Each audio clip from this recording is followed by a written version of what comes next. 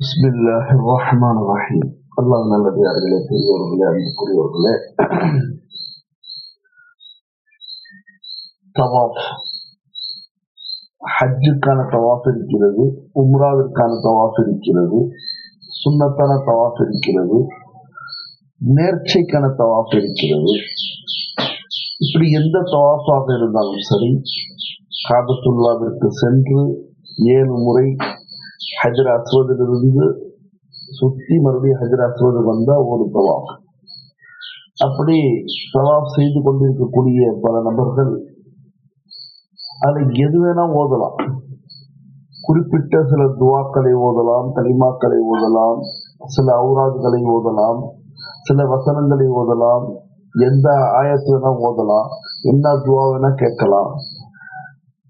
இதுதான் ஓதணும், இப்படிதான் செய்யணும் என்பது கிடையாது. அப்படி இருக்கும் பொழுது தவாஃப் அதுதான். ஹஜ்ர் அஸ்வதிலிருந்து சுத்தி மறுபடியும் ஹஜ்ர் அஸ்வதுக்கு